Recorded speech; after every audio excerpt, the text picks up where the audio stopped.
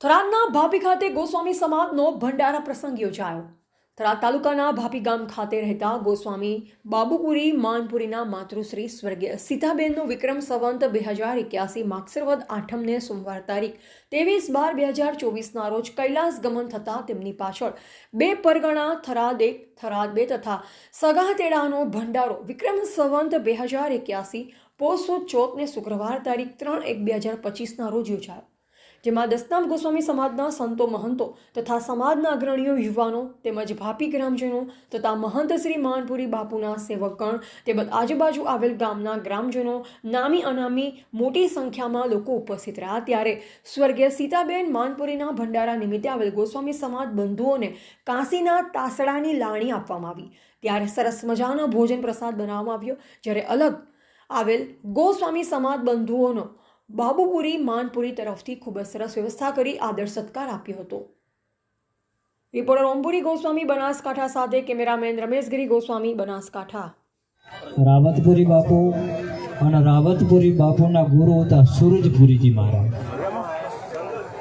બોલો સૂરજપુરીજી મહારાજ કી.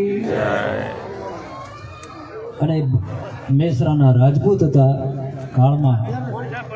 એક સોપરામાં કાશીપુરી મહારાજ અને ભાભીમાં અલગ જગાવી સૂરજપુરીજી મહારાજ અને એમને પરંપરાગત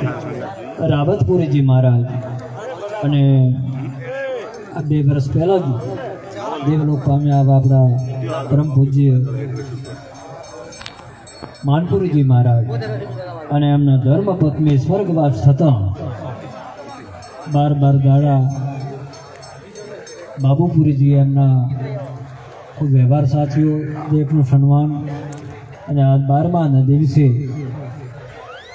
મંચસ્થ જેના દર્શન માત્રથી આપણા પાપ તાપ સંતાપ દૂર થાય, પરમાત્માની ઝાંખી થાય એવા પરમ પૂજ્ય ધર્મ ધુરંધર આસોદર મઠના માનશ્રી રેવાપુરીજી બાપુ સાથે જ આપણા શેણલમાનના ધામના આપણે તો મહંત જ કહીએ, મહંત હરિનાથ બાપુને મહંતની પદવી આલો મળે એવા નાથજી મહારાજ આસોદર મઠના, અરે ભાઈ કાસવી મઠના કસ્તુરપુરીજી મહારાજ અને મેસરા રાજેશ્વર ભગવાનના આશ્રમના ઉત્તરાધિકારી એવા જલારામજી મહારાજ, સોમપુરજી મહારાજ અને અત્યારે ભાભીના પણ મહંત અમારા અંકિતપુરીજી મહારાજ. દરેક મહાપુરુષોના ચરણોમાં મારા ખૂબ વંદન. અને હામી દ્રષ્ટિએ ભેખ ભગવાન જોગી જંગમ શેવડા સંન્યાસી દરવેશ છઠ્ઠા કહીએ બ્રાહ્મણો એમો નમીન મેઘ એવા મારા ભેખ ભગવાનના ચરણોમાં મારા લાખ લાખ વંદન. અને સામે બેઠા એ દરેક સમાજના ભાઈ જે સર્વેશ્વર ભગવાન જેના ઘટમાં બેઠા, આગળ માતા બહેનો બાળકો દરેકની અંદર જે પરિબ્રહ્મ નારાયણ પરમાત્મા શિવ રૂપે બેઠેલા એ પરમચેતનાને મારા પ્રથમ તો વંદન. સજનો પ્રસંગ આવે ને જાય, પણ ભક્તિ કરો પાતાલમાં પ્રગટ હોય આકાશ દાબી દૂબી નવ રહે કસ્તુરી કી વાસ. બાપુ એમણે દ્રષ્ટાંત કમોડાનું આલ્યું કે ભજન કોઈથી ચોય છૂપું રહેતો. ઘણા એવા સંતો ત્યાં ધરતી પર એવા ભક્તો થઈ ગયા કે કોઈ સંત બન્યા પરમાત્માની ઝાંખીથી પણ એ સતા નથી થતા. પણ આ એક પરમાત્માની એવી કૃપાઓ છે, એ ભજન ગમે હોય તો પાતાળમાં કરતો તો બારે પ્રકાશ આવ્યા સિવાય રહેતો નથી. આમાંથી બાપુએ એ જ બોધ આલ્યો કે આપણે ગ્રસ્ત છીએ અને ગ્રસ્તમાં રહેવા છતાં ભજન ન થાય આવું કોઈ વાત હોતી નથી. કારણ કે આ ધરતી પર પૂરે વિશ્વ ગ્રસ્ત છે. આપણા દેવાદિદેવ મહાદેવ ગ્રસ્ત છે, સીતારામ ગ્રસ્ત છે, રાધેશ્યામ લક્ષ્મીનારાયણ ઉમામહેશ્વર, પ્રકૃતિને પુરુષ, સુરતાને શબ્દ, જેની વાતો કરીએ તો પાર ના આવે. પણ અને બે સિવાય કોઈ દી જોડાણ થતું પુણ્ય પાપ સુખ દુઃખ લાભ હાનિ જસ ભજસ આવના જાના આ લાઇટમાં બે પાવર હોય તો આપ મેન અર્થિંગ બે સિવાય કોઈ કાર્ય સિદ્ધ થાય તો ગ્રસ્ત છે ને અને ધરા અંબર ધરતી માતા અંબર પિતા તો ગ્રસ્તમાં રહેવા હાથે કોઈ એવું હોતું નથી કે ભાઈ આપણે નાના આપણાથી કે ભજન ન થાય પણ બાપુએ જે કીધી સજનો મનુષ્ય જન્મ અને મનુષ્ય જીવનમાં આપણા ભેગ ભગવાનને ઘરે જન્મ હોય કોઈ બ્રાહ્મણ દેવતાને ઘરે જન્મ હોય તો આપણા શાસ્ત્ર સંતો વેદ પુરાણ શું કે જગતગુરુ બ્રહ્મા અને બ્રહ્મા ગુરુ સંન્યાસ ભેગ ભગવાન કોઈ જેમ તેમ વાત ઓછી છે ભેખ અલખમાં નથી આવતો લેખવામાં આવતો એ અલખ છે અલખનો આ રાજ કરે છે તો આપણે મહાન છીએ કોઈ નાના નથી પણ કદાચ આપણી કમજોર આવ્યા હોય કે આપણી અણસમજ હોય એનાથી આપણે નીચા કહેવાય તો બાપુએ જે વાત કરી આ ભેગ ભગવાન એ ભગવાનનો રૂપ છો દરેક ક્ષેત્રે આપણે મહાન છો અને આપણે તો આદિ અનાદિથી જો ક્રિયાક્રમ છે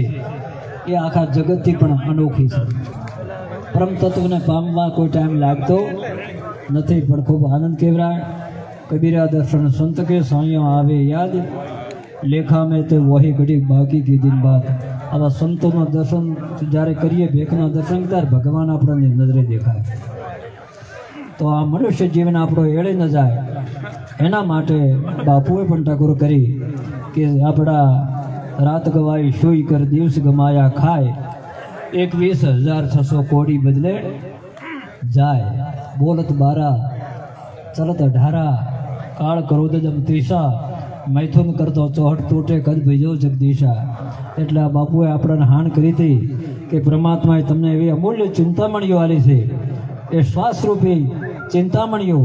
એની એળે ન જાય એના માટે આવા રેવાપુરી બાપુ જેવા બ્રહ્મનિષ્ઠ સંતને કોઈ ગુરુ કરી અને શબ્દ લઈ જો ભજન કરો ને સુરતાનું સંધાન શબ્દ સાથે જોડાણ કરો ને તો ગ્રસ્તમાં હોવા છતાં તમે સંસારમાં સરસો રહે મન રાખ મારી પાસ સંસારમાં લેપાય નહીં તેને જાણો મમદાસ બાપુએ હમણાં દ્રષ્ટાંત આપ્યું હતું કે પૂરા ગ્રસ્તમાં તમામ વ્યવહાર હાચવેલા અને આખીરમાં મોતને પણ ટેકો આલ્યો એ મા જગદંબાએ બાઈ માણસની વાત કરી ભક્તે કીધું એ બાપજીએ કીધું કે મારે આજ બ્રહ્મલીન થવાનો કે નહીં બાપુ આપણે જોડે ભજન કર્યું છે આજ વારો મારો કાલે તમારો સજનો મોતને પણ ટેકા દીધા એટલે ભજનનો કોઈ બળનો જેનો કોઈ પાર નથી અને એના માટે આપણા શાસ્ત્ર સંતોએ પણ એ જ કીધું કે નામ લિયા સબ કુછ લિયા સબ શાસ્ત્ર કા भेद बिना नामे नरके गया बड़ी बड़ी चारो वेद नामे पातक पर हरे नामे नाशे रोग नाम समोवड़ કોઈ ના આવે તપ તીર્થ વ્રત અને યોગ એટલે આવા કોઈ સંત સાથે નામનો શબ્દ લઈ અને એ શબ્દનું ભજન કરીએ તો ભગવાન આપણાથી એક સેકન્ડ દૂર નથી ભગવાન આપણા ભીતર બેઠા આ પણ ઘણી વખત કહેતા હો કે ભાઈ ભગવાન તો ચાય નથી ભગવાન તો ઘટમાં જ બેઠા હવે ઘટમાં બેઠા પણ ઓળખાતા કેમ નથી જેટલા તીર્થ કર્યા વ્રત કર્યા છોટા મોટા ધર્મ ગ્રંથ વાંચ્યા વિધિ વિધાન કર્યા હજી પરમાત્માની ઝાંખી કેમ નથી થતી પણ હજી પૂરું અનુસંધાન થયું નથી અને આવા કોઈ સંતનો શાન લીધી નથી એટલે પાય હોવા છતાં ઈશ્વર દેખાતા નથી એટલે એના માટે આપણી ગુરુ પરંપરા એ આદિ અનાદિની પરંપરા ગુરુ બિન જ્ઞાન ઉપજે ગુરુ